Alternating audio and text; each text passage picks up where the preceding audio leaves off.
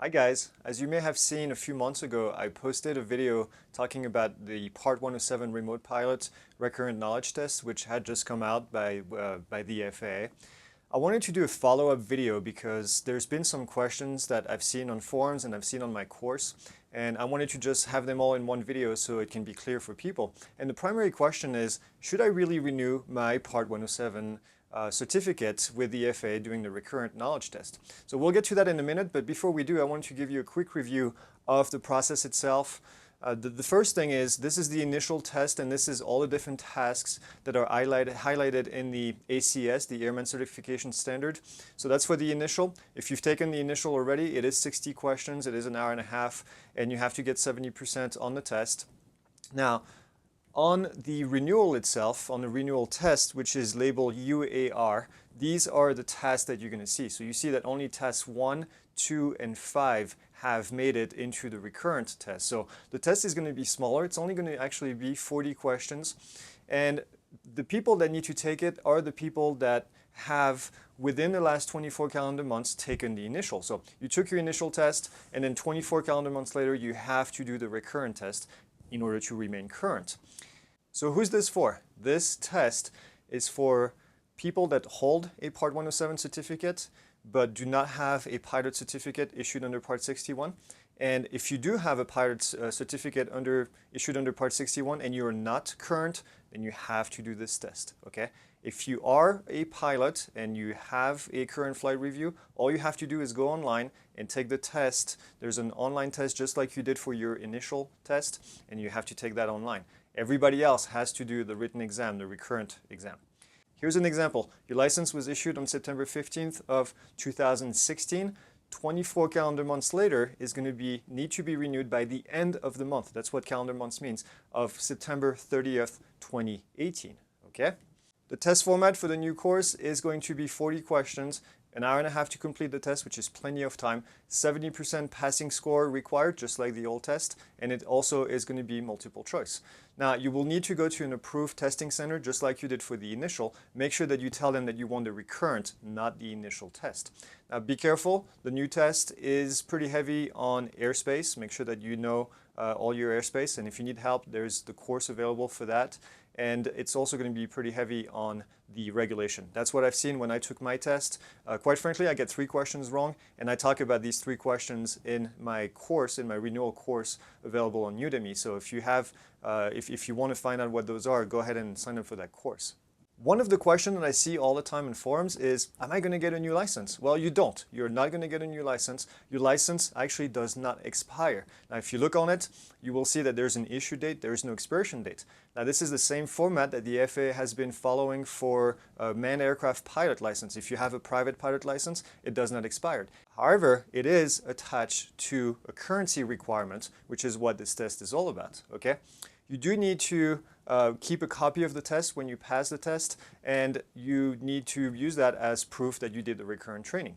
There's no need to submit anything in IACRA, all right? There's no need to submit anything in IACRA. You're not going to get a new license. All you do is you keep your old license, which doesn't have an expiration date, and then you keep this in your record just to show the FAA if they ask for it. Now we get to one of the questions that I've seen quite a bit, which is, what happens if I don't take the recurrent test? Well, pretty simple. You're no longer current, which means that you cannot exercise the privileges of your certificate, which means that you basically have to fly under Section 336, which is Part 101, the regulation for recreational purposes. You cannot fly for non-recreational purposes. Okay? Pretty straightforward. Your license is just basically like you don't have a license until you become current again. If anything happens to you while you fly for non-recreational purposes, then you open yourself to major liability if you have not taken the recurrent test, okay? Insurance liability, big time. If you have an insurance already for your commercial operation and you decide not to take the recurrent test, I can guarantee you your insurance is going to drop you as soon as you submit a claim. And not only that, the FAA is going to come after you because now you're basically going against the regulation. Now, one of the questions I've seen online is there a time limit for me to take the recurrent test? For example, I took my test and then I let it expire for a year. Do I have to take the initial again after a year or after whatever amount of time? No, you don't. The answer is no. You can basically just wait as long as you want, as long as you're not exercising the privileges of your license during that time. I've seen throughout my career many people that get a private pilot license. Life happened. They have kids, they have a new job, they have whatever it is, they don't have the funds to go and fly. And 15 years later, 20 years later, they come back and all they need is a currency check in order to go back and fly. Same thing applies for your certificate.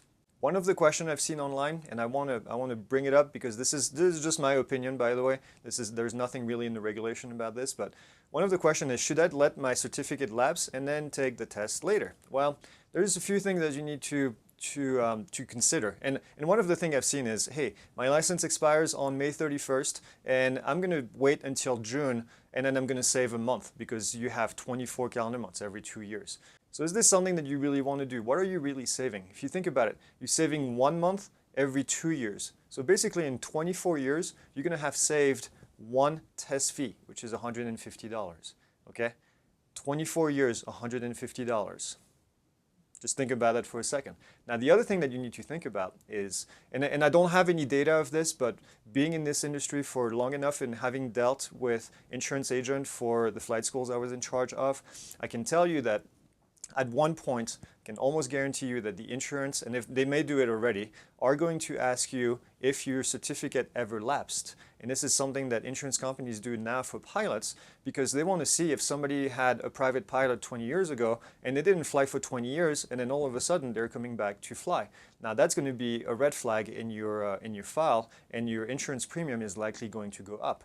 Now I'm sure the insurance companies are going to get on that board, on that ship, and are going to ask these questions when you fill out an application, and it's going to say, has your certificate ever lapsed? Have you ever been out of currency for that certificate? If you did what I just said, and if you wait trying to save $150 every 24 years, then basically the insurance company is going to look at this as, hey, this person is basically just trying to rig the system.